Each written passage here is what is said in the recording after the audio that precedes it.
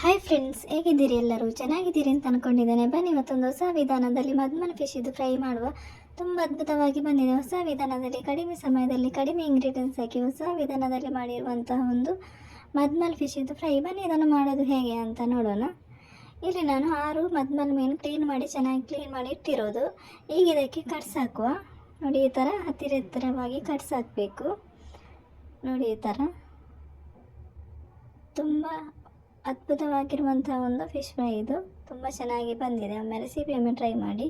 ಈಗ ಇದಕ್ಕೆ ಒಂದು ಮಸಾಲೆಯನ್ನು ರೆಡಿ ಮಾಡುವ. ಇಲ್ಲಿ ನಾನು ಬಿಸಿ ನೀರಲ್ಲಿ ನೆನೆಸಿರುವಂಥ ಒಂದು ಬ್ಯಾಡಿಗೆ ಮೆಣಸು, ಇದರಲ್ಲಿ ಒಂದು 10 ರಿಂದ 15 ಬ್ಯಾಡಿಗೆ ಮೆಣಸಿದೆ. ಇದು ನಾನು ಚೆನ್ನಾಗಿ ತೊಳೆದು ಬಿಸಿ ನೀರಲ್ಲಿ ನೆನೆಸಿರುವಂಥದ್ದು. ಈಗ ಇದನ್ನು ಮಿಕ್ಸಿ ಜಾರಿಗೆ ಹಾಕ್ತಾ ಇದ್ದೇನೆ. ಈಗ ಇದಕ್ಕೆ ನಾನು 1 ಟೇಬಲ್ ಸ್ಪೂನ್ ಧನಿಯಾ ಹಾಕ್ತಾ ಇರೋದು, 1 ಟೀ ಸ್ಪೂನು ಜೀರಾ ಹಾಕ್ತಾ ಇರೋದು, ಇದರಲ್ಲಿ 1 ಟೀ ಸ್ಪೂನ್ ಇದೆ.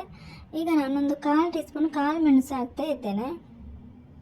ಈಗ ಇದಕ್ಕೆ ಒಂದು 10 ರಿಂದ 11 ಬೆಳ್ಳುಳ್ಳಿ ಹೆಸರು ಮತ್ತು ಒಂದು 3 ತುಂಡು ಶುಂಠಿ ಹಾಕ್ತಾ ಇದ್ದೇನೆ.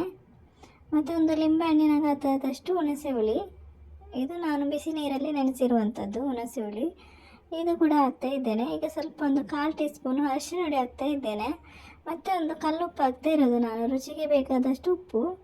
ಈಗ ಇದನ್ನು ಚೆನ್ನಾಗಿ ಗ್ರೈಂಡ್ ಮಾಡಿ ತರ್ತೇನೆ. ನೋಡಿ, ತುಂಬ ಚೆನ್ನಾಗಿ ಗ್ರೈಂಡ್ ಆಗಿದೆ. ಈಗ ನಾವು ಮೀನಿಗೆ ಹಾಕಬೇಕು. ಇದನ್ನು ನೋಡಿ, ಈ ಥರ ಮೀನಿಗೆ ಹಾಕಬೇಕು. ತುಂಬ ಅದ್ಭುತವಾಗಿ ಬಂದಿರುವಂತಹ ಒಂದು ಮದ್ಮಲ್ ಫಿಶ್ ಇದು ಫ್ರೈ ತುಂಬ ಚೆನ್ನಾಗಿ ಬಂದಿದೆ. ಹಾಗೆ ನನ್ನ ವೀಡಿಯೋಸ್ ನಿಮಗೆ ಇಷ್ಟ ಆಗುವುದಾದರೆ ಒಂದು ಲೈಕ್ ಮತ್ತು ಸಬ್ಸ್ಕ್ರೈಬ್ ಮಾಡೋದನ್ನು ಮರಿಬೇಡಿ. ಹಾಗೆಯೇ ಪಕ್ಕದಲ್ಲಿರುವ ಬೆಲ್ ಐಕಾನ್ ಕೂಡ ಪ್ರೆಸ್ ಮಾಡಿ, ನಿಮಗೆ ನೋಟಿಫಿಕೇಷನ್ ಬರ್ತದೆ. ಹಾಗೆಯೇ ನಿಮ್ಮ ಫ್ರೆಂಡ್ಸ್ ಫ್ಯಾಮಿಲಿ ಜೊತೆ ಶೇರ್ ಮಾಡಿ, ಸಪೋರ್ಟ್ ಮಾಡಿ. ನೋಡಿ, ಈ ಥರ ಮೀನುಗಡೆ ಎಲ್ಲ ಹಾಕಬೇಕು. ಕಟ್ಸಿನ ಒಳಗಡೆ ಎಲ್ಲ ಚೆನ್ನಾಗಿ ಮಸಾಲೆ ಇಟ್ಕೋಬೇಕು. ಅಲ್ಲಿ ತನಕ ನಾವು ಇದನ್ನು ಚೆನ್ನಾಗಿ ಮೀನಿಗೆ ಮಸಾಲೆಯನ್ನು ಚೆನ್ನಾಗಿ ಹಾಕಬೇಕು. ನೋಡಿ, ಈ ಥರ ಮೀನಿನ ಒಳಗಡೆ ಎಲ್ಲ ಹಾಕಬೇಕು. ಕಟ್ಸಿನ ಒಳಗಡೆ, ಮೀನಿನ ಒಳಗಡೆ ಎಲ್ಲ ಹಾಕಬೇಕು. ನೋಡಿ, ಈ ಥರ ಮಸಾಲೆ ಚೆನ್ನಾಗಿ ಕವರ್ ಮಾಡ್ಕೋಬೇಕು. ನೋಡಿ, ಈ ಥರ ಚೆನ್ನಾಗಿ ಮಸಾಲೆ ಹಾಕಬೇಕು.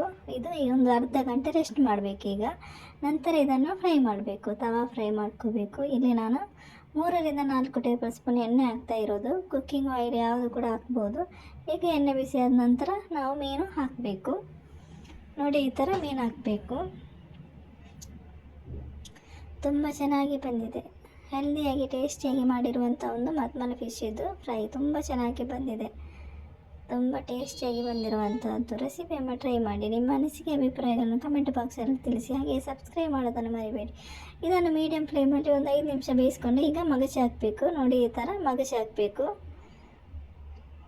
ಇದು ಮಗಚಿ ಹಾಕಿದ ನಂತರ ಈಗ ಇದನ್ನು ಒಂದು 5 ನಿಮಿಷ ಮೀಡಿಯಂ ಫ್ಲೇಮಲ್ಲಿ ಪುನಃ ಬೇಯಿಸ್ಕೋಬೇಕು.